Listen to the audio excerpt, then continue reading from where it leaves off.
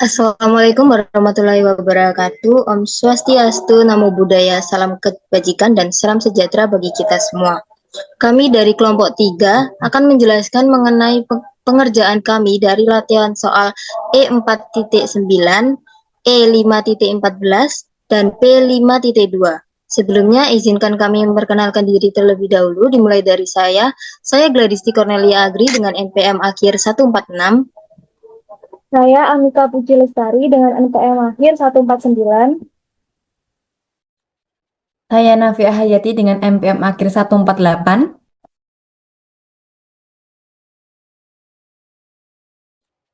Saya Karina Wahyunita dengan NPM akhir 143.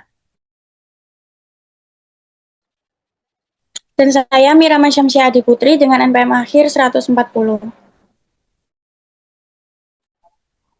Baik, pertama kita akan membahas mengenai latihan soal E4.9. Di sini telah disajikan informasi saldo perusahaan pada tahun 2022. Di sini kita diinstruksikan untuk mengerjakan poin A, yaitu menyiapkan laporan laba rugi untuk tahun 2022. Diasumsikan bahwa terdapat 60.000 lembar saham biasa yang beredar. Lalu yang poin B, menyiapkan laporan laba ditahan untuk tahun 2022.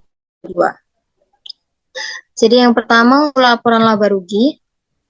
Di awal kita akan mencari laba kotor atau gross profit dengan cara mengurangi net sales sebesar 1.200.000 dengan cost of goods sold sebesar 780.000, hasilnya yaitu 420.000.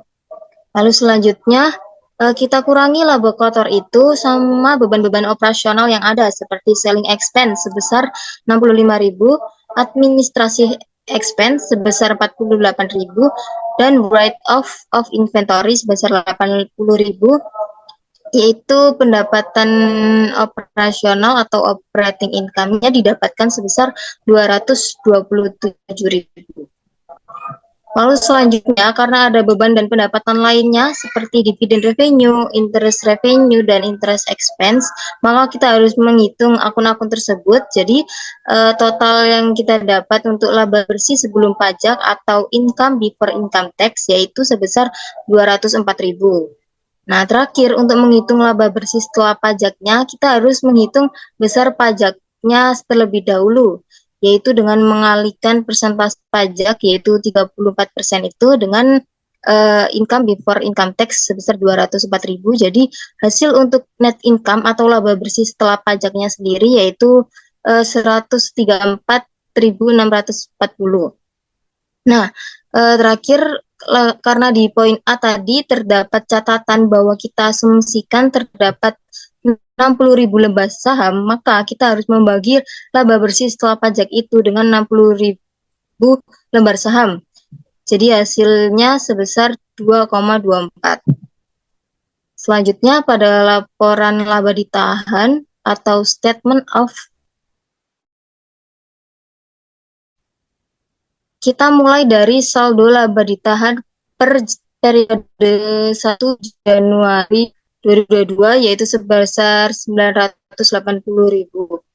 Nah, karena terdapat kesalahan di tahun sebelumnya yaitu beban depresiasi sebesar 40.000 yang tidak dicatat pada tahun 2021, karena ini merupakan kesalahan periode sebelumnya, maka tidak dimasukkan ke laporan laba rugi pada tahun 2022, tetapi langsung dikoreksi ke saldo laba ditahan awal.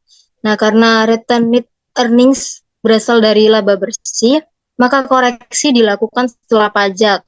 Dengan tarif pajaknya 34% tadi, maka efek bersihnya itu 40.000 dikalikan 66%. Nah, di mana 66% ini dari 100% dikurangi tarif pajak sebelumnya yaitu 34%, maka hasilnya 26.400. Sehingga saldo laba ditahan awal yang telah disesuaikan menjadi 953.600. Kemudian saldo tersebut ditambahkan dengan laba bersih di tahun 2022 yang tadi sebesar 134.640 sehingga total semuanya menjadi 1.088.240. Nah, setelah itu dikurangi dengan dividen tunai yang telah dibagikan sebesar 45.000. Dengan demikian, saldo laba ditahan per 31 Desember 2022 adalah sebesar 1.043.240. Selanjutnya akan dijelaskan oleh rekan saya.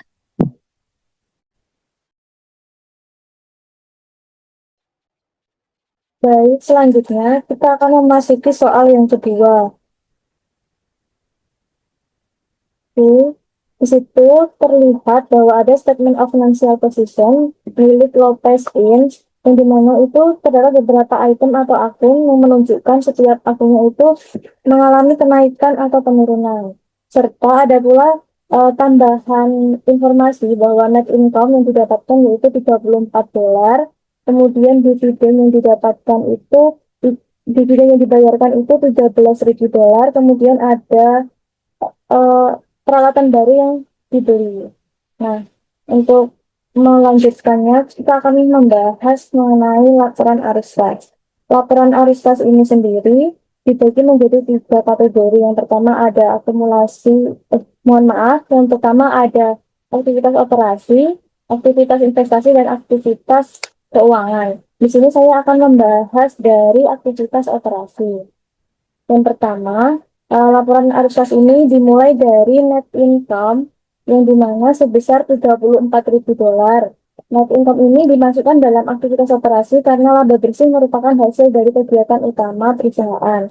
Namun net income ini dihitung menggunakan basis akrual, sedangkan laporan arus kas menggunakan basis kas. Artinya, laba bersih sudah mencakup pendapatan dan beban yang belum tentu melibatkan arus kas. Oleh karena itu, net income perlu disesuaikan lagi, yang dimana dimulai dari akumulasi depreciation equipment, yaitu sebesar 6.000, yang dimana di situ mengalami kenaikan dari saldo awal ke saldo akhir, sehingga dimasukkan ke arus kas yang bertambah.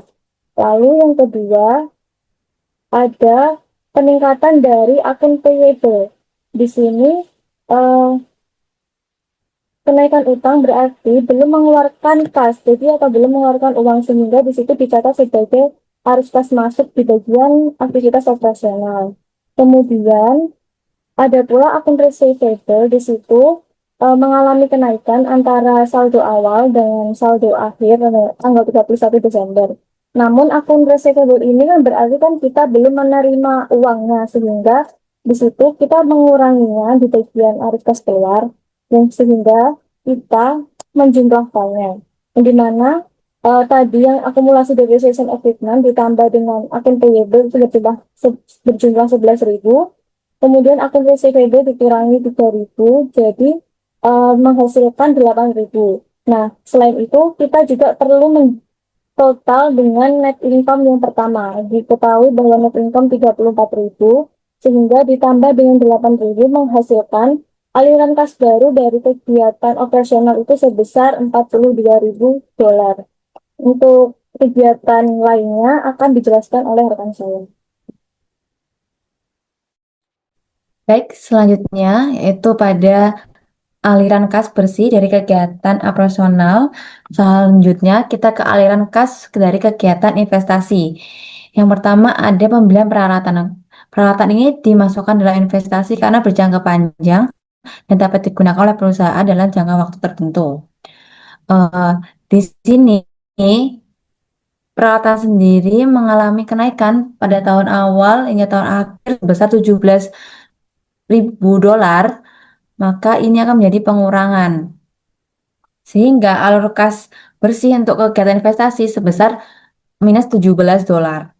Setelah itu, aliran kas dari kegiatan keuangan yang memiliki nilai tambah yaitu pada kas yang diterima dari penjualan saham sebesar 20.000. Hal ini didapat dari awal tahun sendiri pada tahun Januari yaitu 80.000, lalu pada akhir tahun ada 100.000, maka ada penambahan terimaan penjualan saham sebesar $20.000. Setelah itu dikurangi dengan pembayaran dividen sebesar $13.000 yang sudah diterangkan pada soal. Maka untuk aliran kas masuk neto dari kegiatan keuangan yaitu 20 dolar dikurangi 13 dolar sama dengan 7 ribu dolar. Nah, untuk kenaikan kasnya ini ditotal dari aliran kas bersih dari kegiatan operasional ditambah dengan aliran kas keluar bersih untuk kegiatan investasi sebesar minus 17.000, lalu ditambah dengan aliran kas masuk neto dari keuangan sebesar 7.000 dengan total 32.000. Lalu untuk saldo kas awal pada awal tahun yaitu sebesar 13.000.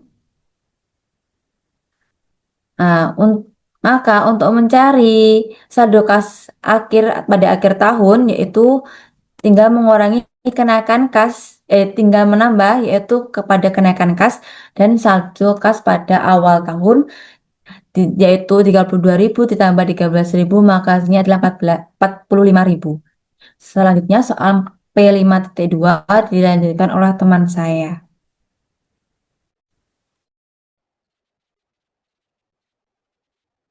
Baik, selanjutnya kita memasuki ke soal P5.2. Nah, sesuai dengan perintah, kita dimintai untuk membuat laporan posisi keuangan dari perusahaan Montoya SE. Nah, memasuki bagian yang pertama yaitu aktiva. Pada aktiva terdiri dari current asset atau aset lancar dan fixed asset atau aset tetap yang biasa disebut dengan PPE. Nah, sesuai dengan soal yang disajikan, akun-akun yang termasuk ke dalam current asset yaitu yang pertama kas, yang kedua inventory, yang ketiga notes receivable, yang keempat income tax receivable, yang kelima prepaid expense, dan yang terakhir yaitu trading securities. Selanjutnya kita perlu menotal saldo-saldo dari akun-akun tersebut untuk menghasilkan total dari current asset, menghasilkan saldo sebesar 1.352.050 euro. Selanjutnya yaitu fixed asset atau biasa disebut dengan PPE. Nah, dari soal yang disajikan, yang termasuk ke dalam PPE ini terdiri dari akun yang pertama land, yang kedua yaitu equipment dan akumulasi depreciation equipment. Selanjutnya ada building dan akumulasi depreciation building. Yang terakhir ada goodwill. Selanjutnya kita menotal semua saldo-saldo dari akun tersebut untuk mendapatkan total dari fixed asset sehingga menghasilkan 3.152.800 euro. Selanjutnya kita menotalkan total current asset dan total fixed asset untuk menghasilkan total dari aktiva yaitu sebesar 4.504.850 euro. Nah, selanjutnya kita memasuki ke pasiva. Pada pasiva ini terdiri dari current debit dan long term liabilities. Nah, untuk dari soal yang disajikan, akun-akun yang masuk ke dalam current debit diantaranya yaitu payroll tax payable, notes payable, akun payable, rent payable, dan income tax payable. Selanjutnya, kita menotal saldo-saldo dari akun-akun tersebut sehingga menghasilkan total dari current debit yaitu sebesar 1.075.953 euro. Nah, untuk selanjutnya yaitu long term liabilities yang akan dilanjutkan dan dijelaskan oleh teman saya.